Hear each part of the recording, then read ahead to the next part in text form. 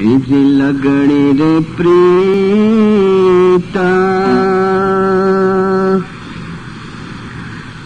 હમાને હાના છોડો લગાડી રે પ્રીતા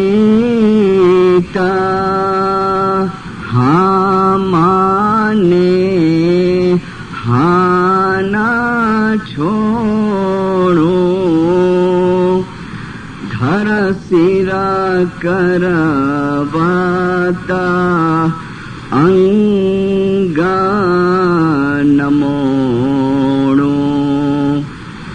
જો જીવ જાવે શાહ કા નામના છોડો જો જીવ જાવે શાહ કા નામના છોડો બેસાયા હે તપાએ રંગ લાગો. ખુદાની હાજરીમાં નૂર મૌલાના શાહ કરીમના પાક અને મુબારક નામ ઉપર ઇશ્ક અને મોહબ્બતથી સલવાત પડ દીનદારો.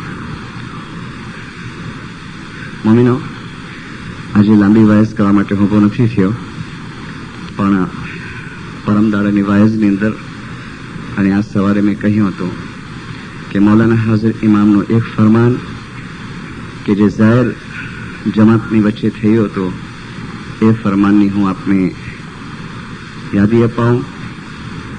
અને મારી કાઉન્સિલના સેક્રેટરી સાહેબ સાથે વાતચીત થઈ છે કે એવણ 1958ની ફાઇલની અંદરથી એ ફરમાનો ગોતી રહ્યા છે, કારણ કે મારી નજર પ્રમાણે આ ફરમાનો બહુ મહત્વના છે. આપણા આફ્રિકાના મિશનરીઓ જ્યારે ઇન્ડિયા આવેલા ત્યારે પોતાની વાયઝોની અંદર આ ફરમાનના કોટેશન આપેલા. એક ફરમાન મૌલાના હાજર ઇમામે બૈતુલ ખયાલની અંદર ફરમાવ્યું હતું. મૌલાના હાજર ઇમામે ફરમાવ્યું કે અગર જો તમે દુઆ, બંદગી અને દસોંદની અંદર કાચા હશો, અગર જો તમે દુઆ, બંદગી અને દસોંદની અંદર કાચા હશો તો તમે આગળ નહીં વધી શકો. પછી મૌલા ફરમાવે છે બૈતુલ ખ્યાલની બહાર કે મને ફરમાન કરવું છે જમાતને નજદીક બોલાવો. અને જમાત નજદીક આવી પછી મૌલાના હાજર ઇમામ ફરમાવે છે કે જે માણસ ભાઈ આ જમાતખાનામાં નિયમિત રીતે દુઆ પડવા આવશે. તમારું જમાતખાનું નવું ખુલ્યું હતું, પરમિશન મળી ગઈ હતી મૌલા બાપા તરફથી કે જમાતખાનું ઓપન કરી દો, દુઆ પડવાનું શરૂ કરી દો. અને પછી મૌલા બાપાની પધરામણી થઈ આ નવા જમાતખાનાની અંદર. ત્યારે મૌલા બાપાએ આ શબ્દો ફરમાવ્યા. મૌલા ફરમાવે છે કે તમે ભાઈ આ જમાતખાનામાં નિયમિત રીતે દુઆ પડવા આવશો અને તમારી ધાર્મિક ફરજો બજાવશો તો શું થશે? મૌલા ફરમાવે કે દુનિયાના કામ તમે પોતાની ઈચ્છા પ્રમાણે કરશો. 3 વખત આ સેન્ટેન્સ રિપીટ કર્યું. દુનિયાના કામ તમે તમારી ઈચ્છા પ્રમાણે કરી શકશો. દુનિયાના કામ તમે તમારી ઈચ્છા પ્રમાણે કરી શકશો. અને આપણી જે નેક ઈચ્છા હશે ને દીનદારો, એ પૂરી થશે, એ કબૂલ થશે. અને મૌલા બાપા આપણે આ ફરમાવી ગયા છે. કદાચ જેમ દુનિયાનું વાતાવરણ છે, દરેક જમાતની અંદર દુનિયાના એન્વાયરમેન્ટની અંદર થોડી સુસ્તી આવી જાય છે. આપણે બેઈમાન નથી બની જતા.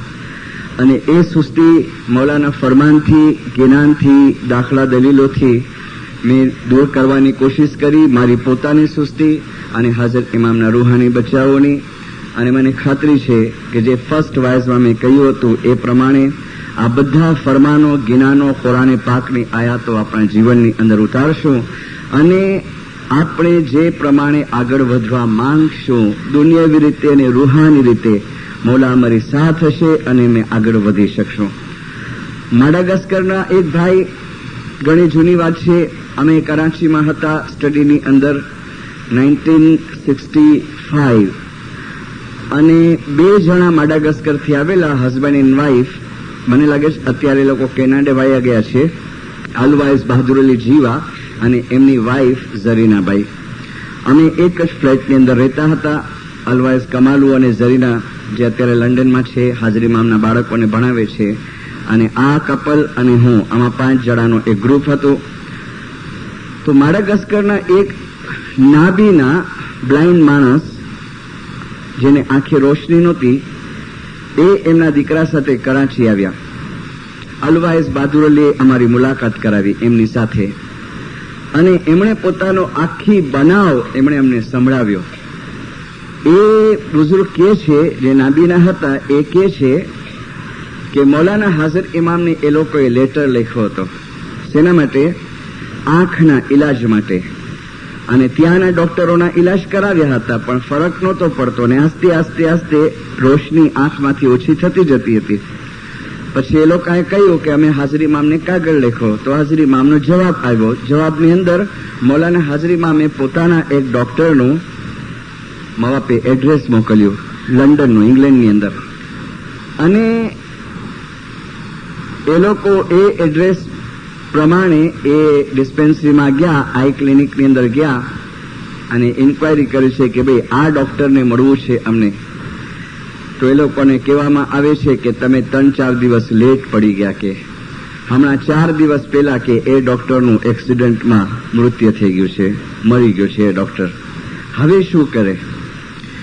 એટલે ડિસ્કસ કરી બંને બાપ દીકરાએ. એમનો દીકરો કહે છે કે અમે વિચાર કર્યો કે હવે શું કરવું. તો અમે કે પેરિસ ફોન કર્યો મૌલાના હાજર ઇમામને, અને સેક્રેટરીએ કહ્યું હાજર ઇમામની કે તમને ટાઈમ આપ્યો છે ને, તમને મુલાકાત કરવી હોય તો તમે કરી શકો છો. અને એ પ્રમાણે કે અમે પેરિસ ગયા અને પેરિસમાં મૌલાના હાજર ઇમામે મુલાકાત આપી. એ છોકરો કહે છે, બાપાનો છોકરો, કે અમે બેઠા છીએ હોલમાં, મૌલા બાપા પધાર્યા અને પૂછે છે અમને કે શું મેટર થઈ છે. ખુદાબીન, આ બનાવ બન્યો છે, તમે એડ્રેસ મોકલેલું અને અમે એ એડ્રેસ પ્રમાણે ગયા, પણ અમને કહેવામાં આવ્યું કે 4 દિવસ પહેલા એ ડોક્ટર ખુદાની રહેમતે પહોંચી ગયો. એમના દીકરાએ એમને કીધું કે અલવાઇઝ હાજર ઇમામ આંખ બંધ કરી દીધી, 1-2 સેકન્ડ આંખ બંધ કરી, અને પછી આંખ ખોલીને હાજર ઇમામ પૂછે છે, ફ્રેન્ચમાં વાત કરે છે માડાગાસ્કર વાળાઓ, ફ્રેન્ચમાં પૂછે છે કે શું છે તમારી, હવે તમારી શું ઈચ્છા છે? તો કે ખુદાબીન, તું જે એડવાઇસ આપ, તું જે ગાઈડન્સ આપ. તો હાજર ઇમામ ફરમાવે છે